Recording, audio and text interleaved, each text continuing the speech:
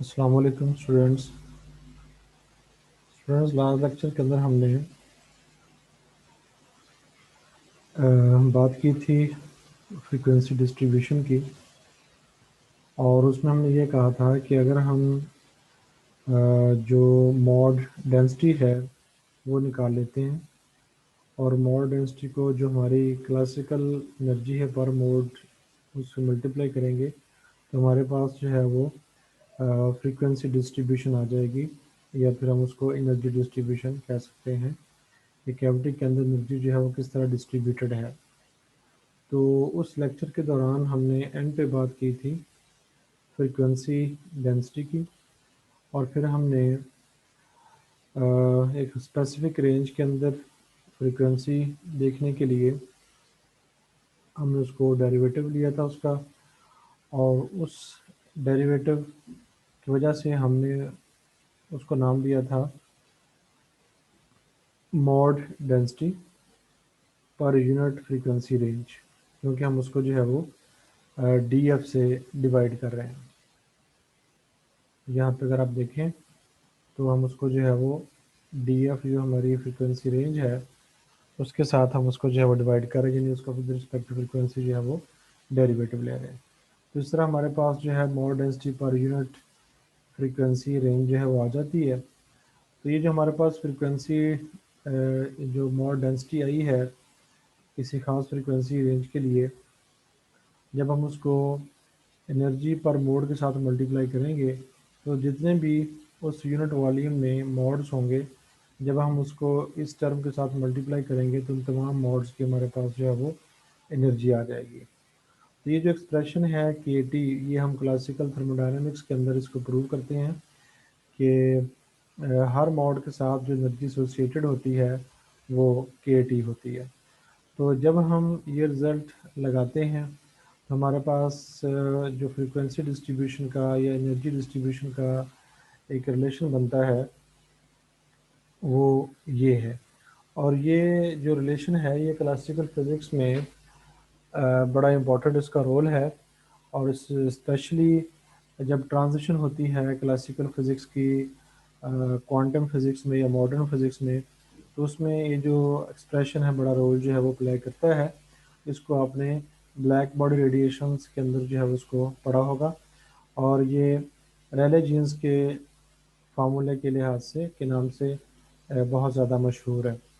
तो इसमें अगर हम फ्रीक्वेंसी डिस्ट्रीब्यूशन या एनर्जी डिस्ट्रीब्यूशन की बात करें तो ये रिलेशन हमें ये बता रहा है कि इसमें जो हमारी किसी ख़ास फ्रीक्वेंसी के लिए जो एनर्जी डेंसिटी है वो टेम्परेचर के प्रोपोर्शनल है।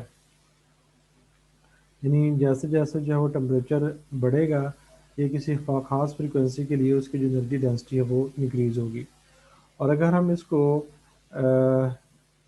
फ्रीक्वेंसी के हिसाब से देखें, यानी अगर जो टेम्परेचर जो है उसे हम कर देते हैं कांस्टेंट, यानी एक ख़ास टेम्परेचर के लिए अगर हम देखें तो ये रिलेशन हमें ये बता रहा है कि हमारी जो एनर्जी डेंसिटी है वो फ्रीक्वेंसी के स्क्वायर के प्रोपोर्शनल है। यानी जैसे जैसे फ्रीक्वेंसी बढ़ेगी हमारी जो एनर्जी डेंसिटी जो है वो इंक्रीज़ होगी। तो जब हम इसका ग्राफ प्लॉट करते हैं और इसको एंड पे हम देखेंगे भी, तो ये जो ग्राफ है ये हमें बताता है कि ये जो रिज़ल्ट हमारे पास हमें मिला है it agrees very well with the experimental results at lower frequencies. लेकिन जब हम बात करते हैं हायर फ्रीक्वेंसीज की तो वहाँ पर जो हमारा थ्योरेटिकल रिज़ल्ट है वो प्रैक्टिकल रिज़ल्ट के साथ जो है वो मैच नहीं करता। तो उसमें फिर हमारे पास ये आता है कि अगर हम अपना फार्मूला जो है उसको देखें तो ये फार्मूला हमें क्या सजेस्ट कर रहा है,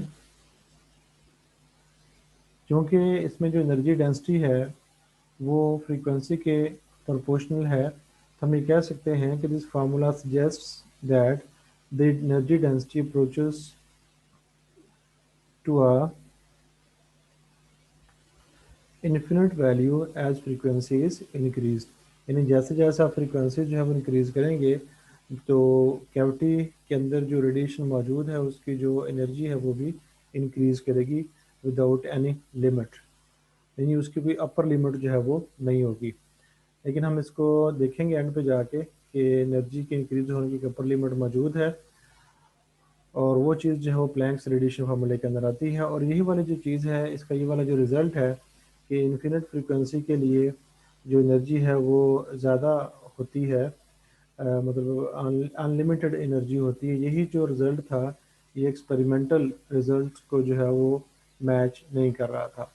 यानी यहाँ पे आके फिर जो है वो जो हमारे एक्सपेरिमेंटल रिजल्ट्स हैं ब्लैक बॉडी रेडिएशन के, और जो हमारे एक्सपेरिमेंटल रिजल्ट्स हैं ब्लैक बॉडी रेडिएशन के, और जो थ्योरेटिकल रिजल्ट्स हैं जिसकी बुनियाद जो थी हमारी क्लासिकल फिजिक्स के ऊपर थी, वो मैच यहाँ पे नहीं करते। तो यहीं भी फिर जो है वो एनर्जी की डिस्क्रीटनेस का जो कॉन्सेप्ट है वो इंट्रोड्यूस करवाया जाता है। तो जब इस चीज़ को देखा तो फिर प्लैंक्स ने इसी रिज़ल्ट को, यानी जो हमारी ब्लैक बॉडी रेडिएशंस का रिज़ल्ट था, उसमें हम कैविटी रेडिएशंस की ही बात करते हैं, कि उसमें अगर हम ये कंसिडर कर लें कि जो हमारे ऑसिलेटर्स हैं जो एनर्जी को रिलीज़ कर रहे हैं, उनकी जो एनर्जी है वो कंटिन्यू नहीं है, बल्कि वो एक ख़ास वैल्यू का इंटीग्रल मल्टीपल है, और वो जो इंटीग्रल वैल्यू है दैट इज़ एच एफ, इसका वो इंटीग्रल मल्टीपल है। तो फिर जो है वो हमारे जो एक्सपेरिमेंटल रिजल्ट हैं और जो थ्योरेटिकल रिजल्ट हैं वो एक दूसरे को मैच कर जाते हैं। तो जब हम इस चीज़ को अप्लाई करते हैं हमारी जो कैविटी रेडिएशंस हैं, तो फिर हमारे पास जो है वो जो रिज़ल्ट्स आते हैं उनको हम जो देखें क्या वो experimental result theoretical result match करते हैं कि नहीं। तो अब इसमें इसकी जो एनर्जी डिस्ट्रीब्यूशन है उसको देखने के लिए हम एक बहुत मशहूर लॉ जो है वो इस्तेमाल करने लगे हैं, that is Boltzmann distribution distribution law और डिस्ट्रीब्यूशन फंक्शन। और इस चीज़ को हम स्टैटिस्टिकल मैकेनिक्स के अंदर प्रूव भी करेंगे कि थर्मल इक्विलिब्रियम के ऊपर जो पार्टिकल्स की डिस्ट्रीब्यूशन होती है, एनर्जी की डिस्ट्रीब्यूशन होती है, वो इस फंक्शन को जो है वो फॉलो करती है। तो अब चूंकि कैविटी के अंदर रेडिएशंस मौजूद हैं, तो इसलिए हम जो क्लासिकल बोल्ट्जमैन डिस्ट्रीब्यूशन फंक्शन है उसकी मदद से जो डिस्ट्रीब्यूशन जो है वो देखेंगे। अब चूंकि तमाम की तमाम रेडिएशंस जो हैं वो हमारे कैविटी के अंदर ही मौजूद होती हैं, इसलिए किसी भी फ्रिक्वेंसी रेंज के अंदर जो सम होगा उनकी जो प्रोबेबिलिटी होगी, जो सम होगा वो हमारे पास 1 होगा, और ये जो है वो नॉर्मलाइज्ड कंडीशन जो कहलाती है। और नॉर्मलाइज कंडीशन हम कहाँ पे इस्तेमाल करते हैं, अगर हमारे पास कोई फंक्शन मौजूद हो और उसमें कोई कांस्टेंट आ रहा हो, तो उस कांस्टेंट की वैल्यू मालूम करने के लिए हम नॉर्मलाइज कंडीशन जो है वो इस्तेमाल करते हैं। यानी उसकी जितनी भी लिमिट्स होती हैं जहाँ पे उसके होने के चांसेस होते हैं, हम उसकी इनिशियल लिमिट और जो फाइनल लिमिट होती है उनके इन बिटवीन हमारा जो फंक्शन होगा उसको इंटीग्रेट करते हैं यूजिंग नॉर्मलाइज्ड कंडीशन। तो इससे हमारे पास जो है हमारा जो कांस्टेंट होता है उसकी वैल्यू आ जाती है, और यहाँ पर जो कांस्टेंट है वो हमारा सी है। तो हमने सी की वैल्यू जो है वो नॉर्मलाइज कंडीशन को निकालते हुए कैलकुलेट करनी है। तो चलें अब हम इसको कैलकुलेट करते हैं।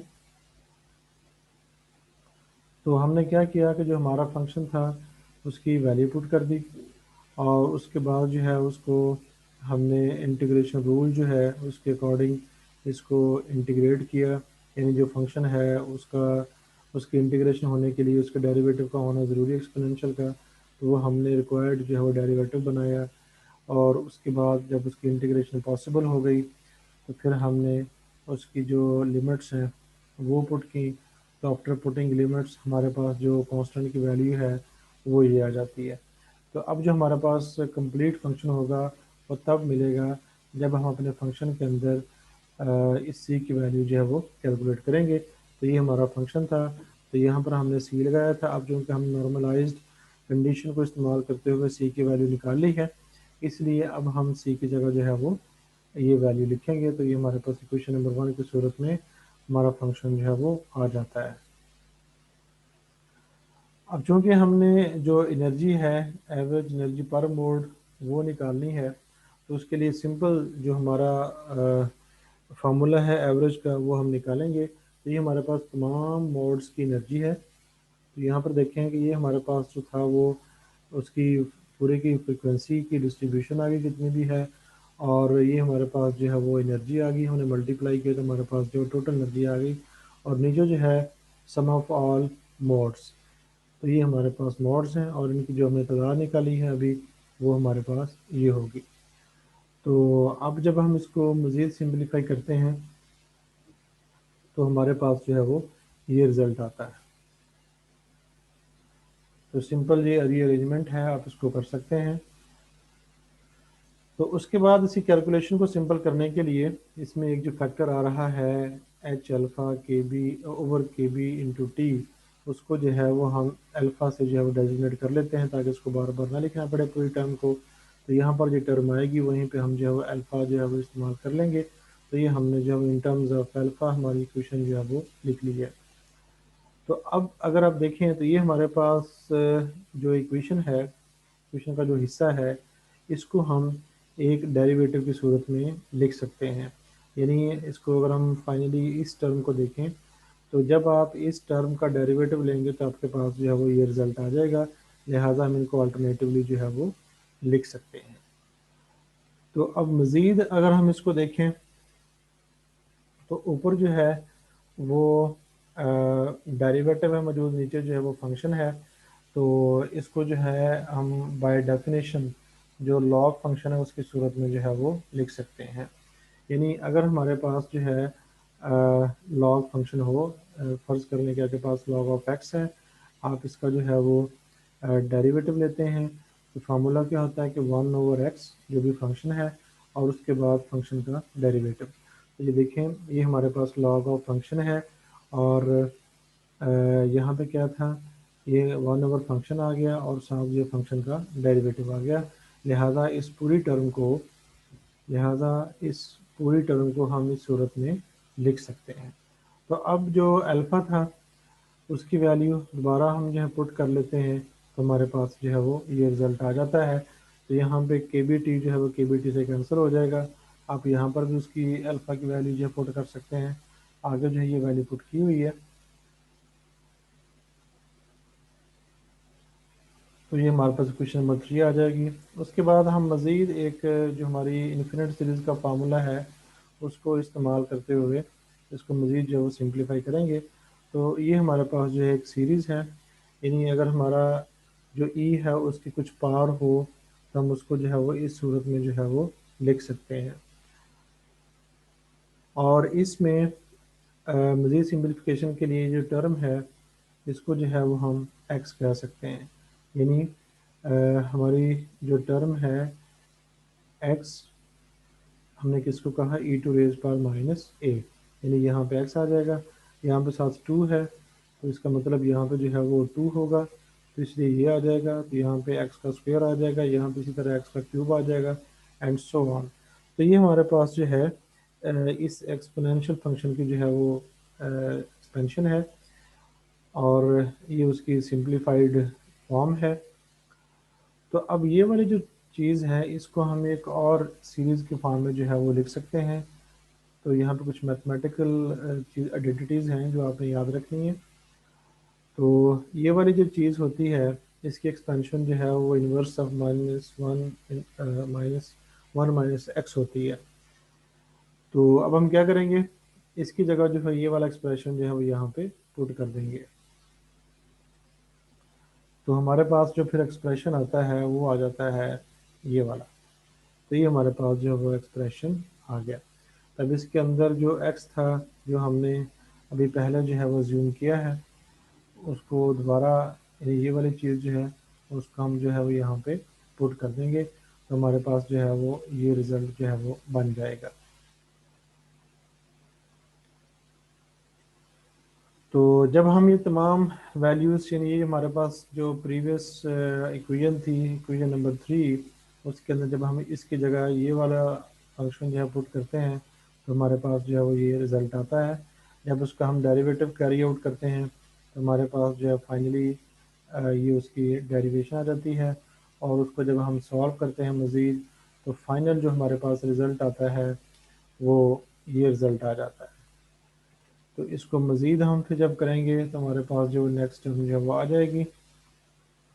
तो ये हमारे पास जो है वो नेक्स्ट टर्म आ गई। तो यहाँ पे आपने क्या किया कि डिनोमिनेटर में आप इसको लेके, यानी ये वाली जो टर्म है इसको हम लिख सकते हैं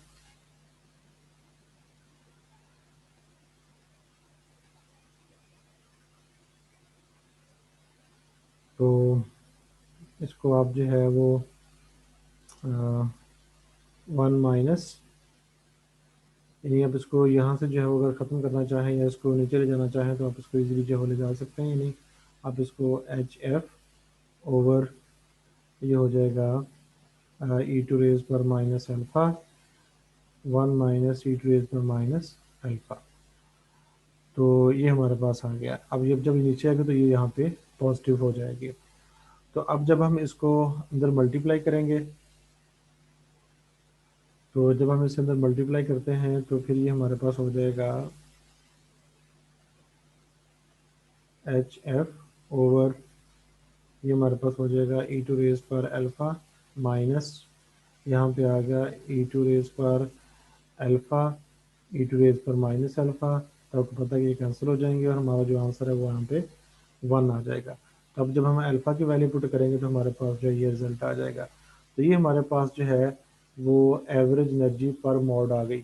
और क्लासिकली जो एवरेज एनर्जी पर मोड थी वो KBT थी, जिसकी बेस जो है वो एनर्जी एमिशन या ट्रांसमिशन जो है या एब्जॉर्प्शन जो है इन कंटिन्यूस मैनर होती है अकॉर्डिंग टू वेव थ्योरी। लेकिन जब हमने डिसकंटिन्यूटी की बात की है तो उसमें जो एनर्जी पर मोड आई है वो हमारे पास ये आई है। तो ये है basic difference between classical physics and the modern physics. तो अब वही जो मोड डेंसिटी थी हमारे पास उसके साथ KBT की जगह हम इस टर्म को मल्टीप्लाई करेंगे तो हमारे पास जो है पर यूनिट फ्रीक्वेंसी रेंज में एनर्जी डेंसिटी आ जाएगी। तो वो अब हम करने लगे हैं। तो ये हमने किया, ये हमारे पास वही जो मोड डेंसिटी थी ये हमने पर मोड जो एनर्जी है उसको मल्टीप्लाई कर लिया है। तो ये हमारे पास जो है वो एनर्जी डेंसिटी आ गई है जब हमने रेडिएशन को एज अ डिसकंटिन्यूस लिया है कि उसकी जो एमिशन या एब्जॉर्प्शन होती है इन अ डिसकंटिन्यूस मैनर होती है। तो अगर हम इसको एक अल्टरनेट फॉर्म के अंदर देखना चाहें तो बहुत आसानी से इसको जो है वो देख सकते हैं। ये हमारे पास जो है वो ईटा का रिलेशन है। तो यहाँ पे जब हम ईटा की वैल्यू पुट करेंगे और उसको सिंप्लीफाई करेंगे तो हमारे पास जो है इस फॉर्म के अंदर जो रिजल्ट आ जाएगा। तो जब हम इसका ग्राफ प्लॉट करते हैं एनर्जी डेंसिटी का अकॉर्डिंग टू मैक्स प्लॉन्क तो हमारे पास जो ग्राफ आता है वो ये आता है। तो इसमें आपको नज़र आ रहा है, अगर आपको ब्लैक बॉडी रेडिएशन का ग्राफ याद हो तो उसमें ये था कि इस तरफ जो थी वो वेवलेंथ प्लॉट की थी, फ्रीक्वेंसी प्लॉट कर सकते हैं, और इधर तो एनर्जी डेंसिटी थी। तो ग्राफ जो था हमारे पास ऐसे आता था। तो यहाँ पे हमने ये जो ग्राफ प्लॉट किया है वो दो ग्राफ हैं, एक हमारा ये है और एक हमारा ये है। ये वाला जो ग्राफ है ये हमारा है according to Rayleigh Jeans formula. तो रेले जीन्स फार्मूला में आप देखें कि हमारा जो ग्राफ है वो लोअर फ्रीक्वेंसीज के लिए तो हमें रिज़ल्ट दे रहा है, लेकिन जैसे ही हम हायर फ्रीक्वेंसीज की बात करते हैं तो डिपार्चर शुरू हो जाता है between experimental result and the theoretical result. लेकिन जब हम बात करते हैं मैक्स प्लैंक के फार्मूले की तो उसमें हमें बिल्कुल वैसा ही ग्राफ मिलता है, यानी जो ब्लैक बॉडी रेडिएशन या कैविटी रेडिएशन ग्राफ होता है वो भी ऐसा हो जैसे हमने कलर से शो किया है, और जो थ्योरेटिकल रिजल्ट है वो भी वैसा ही होता है। तो इसलिए जो प्लैंक्स हमारा प्लैंक्स ने जो कॉन्सेप्ट दिया कि जो एनर्जी की एमिशन होती है वो इन डिसकंटिन्यूस मैनर होती है, तो उसको जब हम मानते हैं तो फिर हमारे पास जो है जो ग्राफ है वो जस्टिफाई होता है, जो एक्सपेरिमेंटल रिजल्ट है वो जस्टिफाई होता है, और यहीं से फिर जो है वो मैक्स प्लैंक का जो डिसकंटिन्यूटी का नज़रिया था वो जो है वो डेवलप होना शुरू हुआ। तो ये था students Max Planck radiation law और रेले जीन्स लॉ। और इसमें हमने ये देखा है कि अगर हमारी कैविटी के अंदर किसी भी किस्म के इलेक्ट्रोमैग्नेटिक रेडिएशन मौजूद है तो उसकी डिस्ट्रीब्यूशन जो है वो कैसे होती है, यानी उसकी जो एनर्जी है, रेडिएटेड जो इंटेंसिटी है वो इन्फिनिटली इंक्रीज़ नहीं करती, बल्कि एक उसमें एक लिमिट आती है, एक अपर लिमिट मौजूद है। उस अपर लिमिट के बाद फिर जो हमारी जो एनर्जी है वो डिक्रीज़ होना शुरू हो जाएगी, और ये हमारी कैविटी रेडिएशंस की प्रॉपर्टी है। तो इसलिए जब हम लेज़र की बात करते हैं तो लेज़र में हमारी जो एनर्जी है वो इन्फिनिटली इंक्रीज़ नहीं होती। मतलब ये नहीं होता फ्रीक्वेंसी इंक्रीज़ करते जाएं तो एनर्जी जो है वो इंक्रीज़ या इंटेंसिटी इंक्रीज़ होती जाएगी, बल्कि उसकी एक अपर लिमिट आएगी। उस अपर लिमिट पे जाके फिर जो है वो एनर्जी डिक्रीज़ होना जो है वो शुरू हो जाएगी। तो ये है हमारी जो कैविटी रेडिएशन उसका बिहेवियर, जो इस आर्टिकल का मेन कॉन्सेप्ट है कि energy intensity cannot be infinitely increased. There is a limit, there is an upper limit up to which maximum energy can be attained at some specific temperature.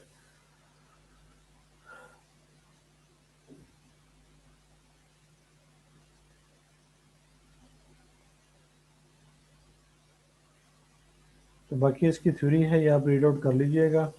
तो इसी तरह एक और लॉ था, ये हमारे पास जो एनर्जी डेंसिटी है, अगर हम इसका जो है इंटीग्रल लेंगे तो फिर हमारे पास जो सेकंड क्लासिक का रिजल्ट है स्टेफन बोल्ट्जमैन लॉ, उसका एक्सप्रेशन जो है वो आ जाता है। तो इंशाल्लाह जब नेक्स्ट लेक्चर के अंदर जो है मिलते हैं। अस्सलाम वालेकुम।